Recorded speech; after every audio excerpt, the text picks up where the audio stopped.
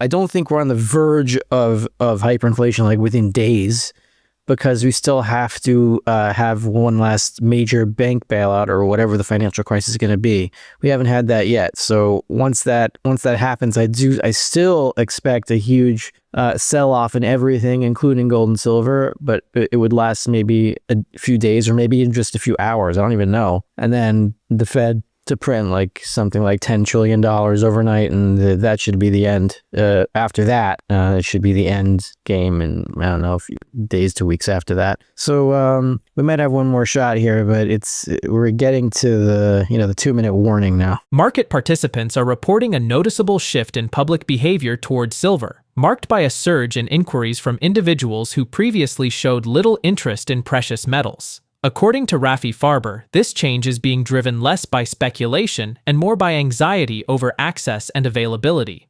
Concerns about potential export disruptions, supply bottlenecks, and geopolitical uncertainty are pushing new buyers into the market, many of whom are acting out of urgency rather than strategy.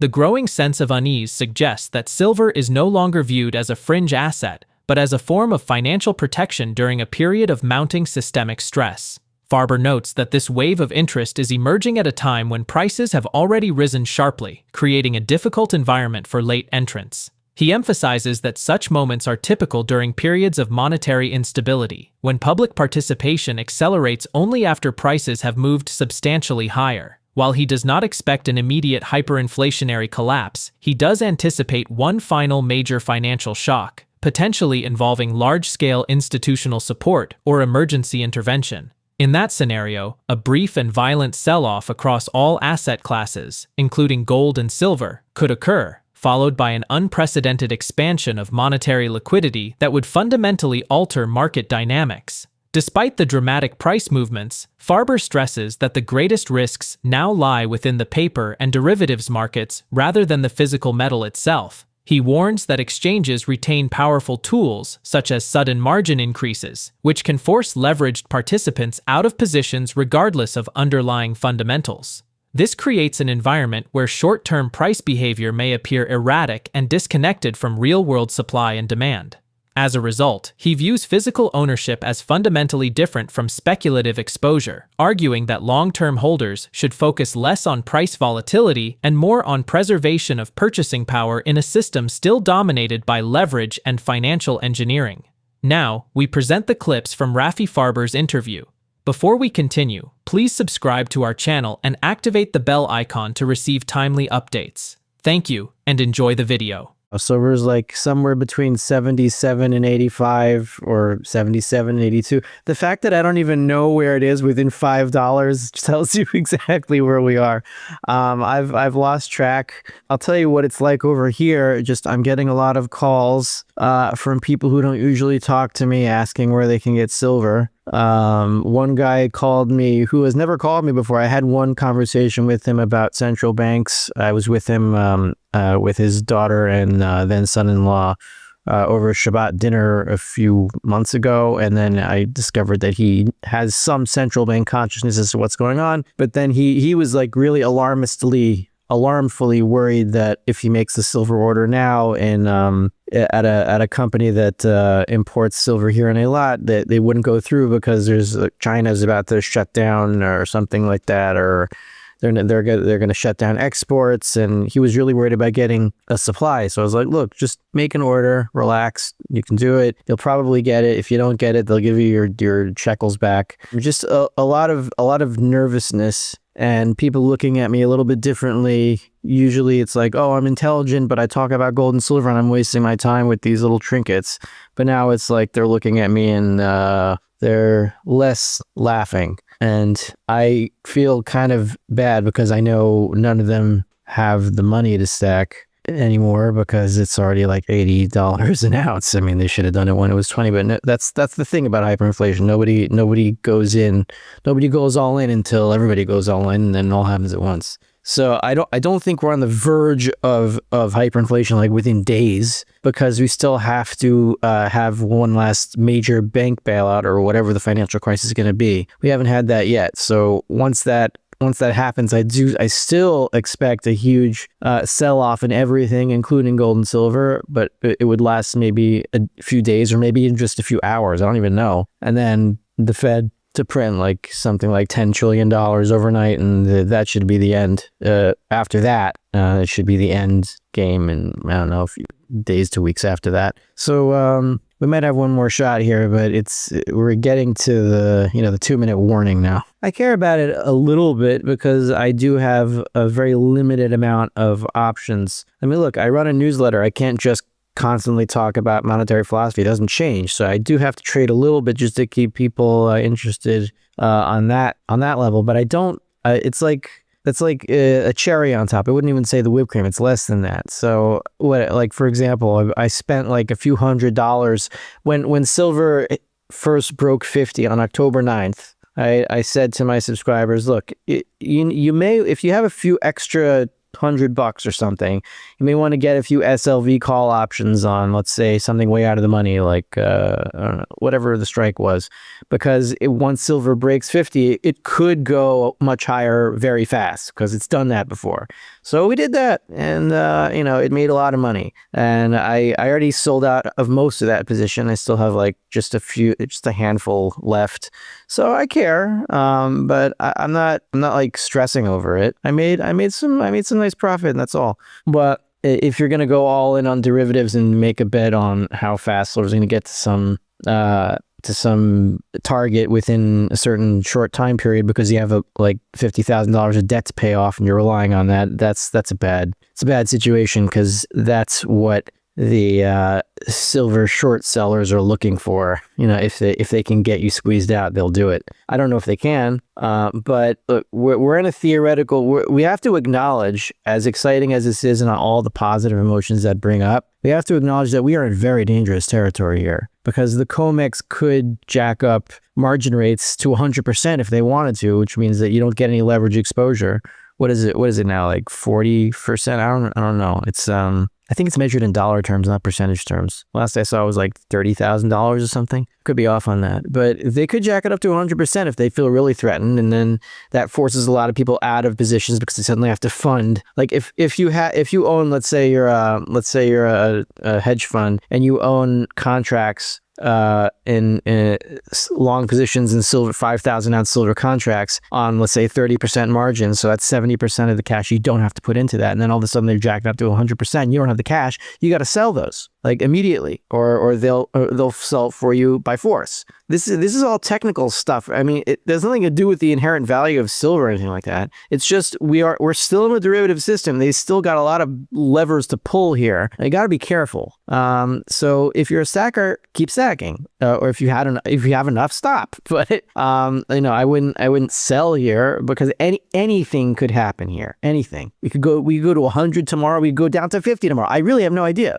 Recent developments in the silver market are increasingly pointing to underlying structural strain rather than a healthy process of price discovery. Market behavior suggests that valuations are being shaped far more by leveraged paper instruments than by the flow of physical metal itself. In such conditions, pricing becomes highly sensitive to margin adjustments, forced position closures, and abrupt regulatory shifts, all of which can override traditional supply and demand signals. As Rafi Farber has outlined in his analysis, this creates a fragile framework where stability depends largely on confidence in the system rather than the actual availability of silver. Once that confidence weakens, volatility can intensify rapidly, producing sharp moves that appear detached from fundamental value. Silver's exposure to this instability is heightened by its dual role within the global economy. It serves not only as a key industrial material, but also as a monetary asset that attracts interest during periods of financial stress. When economic uncertainty rises, demand for silver tends to increase instead of retreating, which differs from the behavior of most commodities.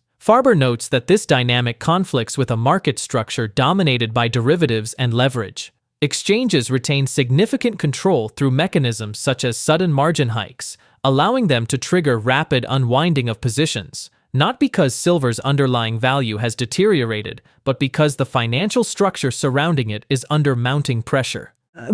Back when I was on Seeking Alpha, and before I even started the Endgame Investor, I think this was in maybe 22, it was maybe 2019, maybe 2020, shortly after COVID. So I don't remember when.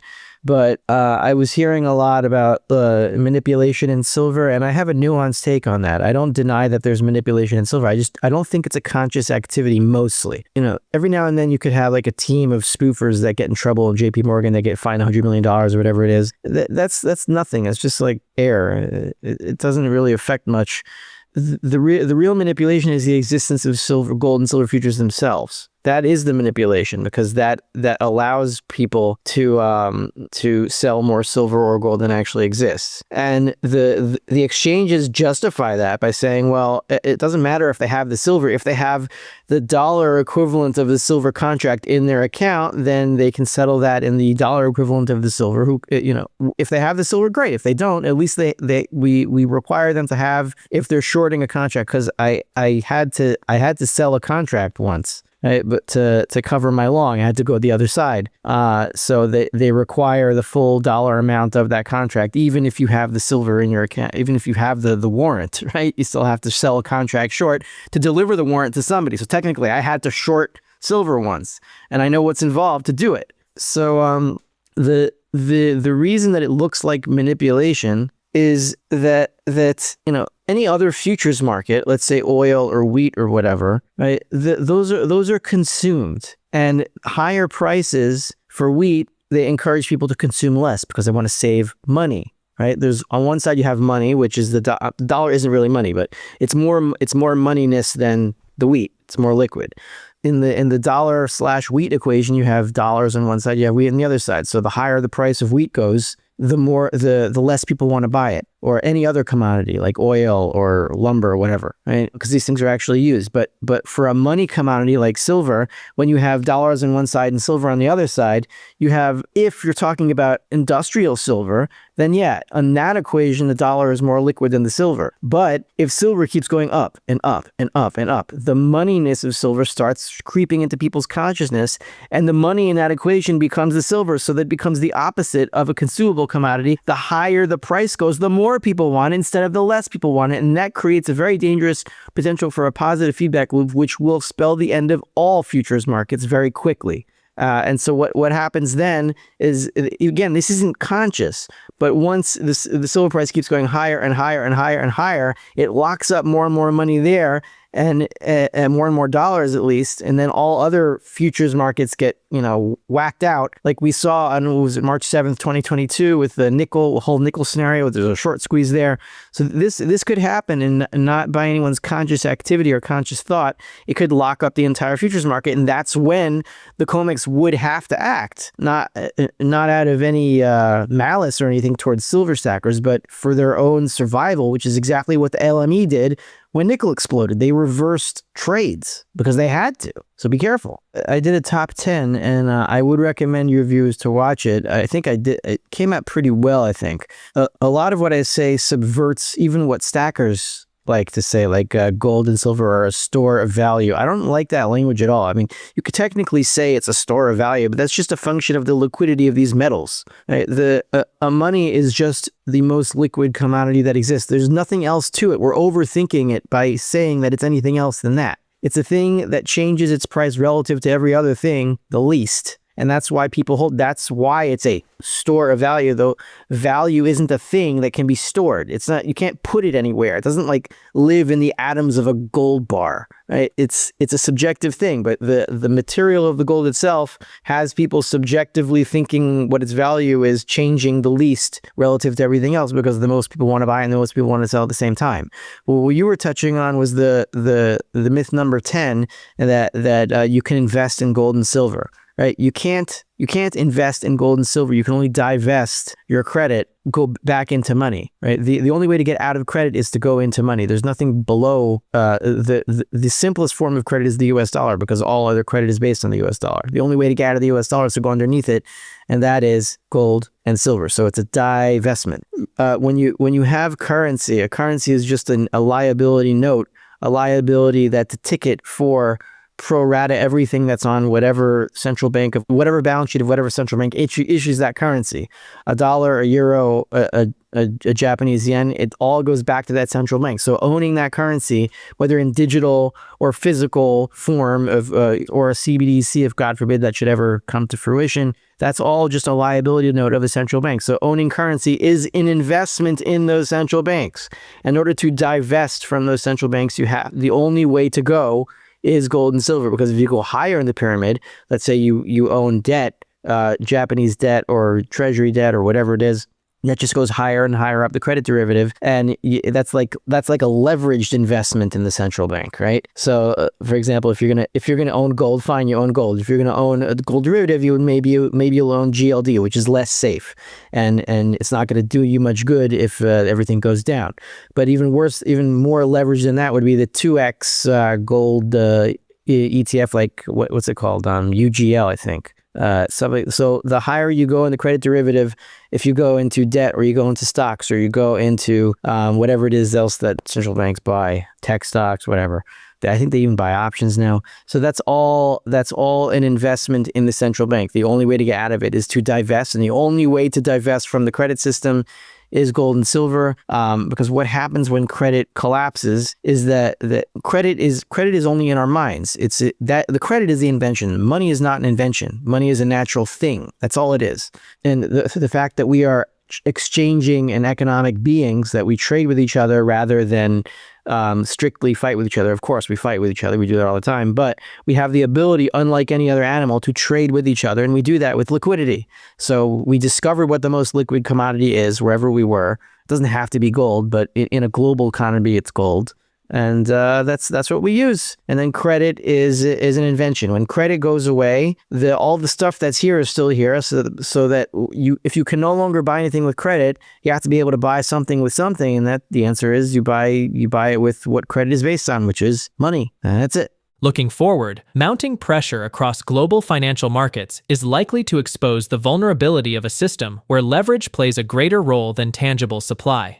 As liquidity conditions tighten and confidence becomes more fragile, technical factors such as margin stress, forced position reductions, and abrupt rule changes may increasingly dictate price movement. This environment can produce rapid sell-offs followed by sharp recoveries, movements driven more by financial mechanics than by any shift in real-world demand or long-term value. As these imbalances intensify, a gradual transition may emerge in which greater importance is placed on direct ownership and long-term preservation rather than short-term speculation.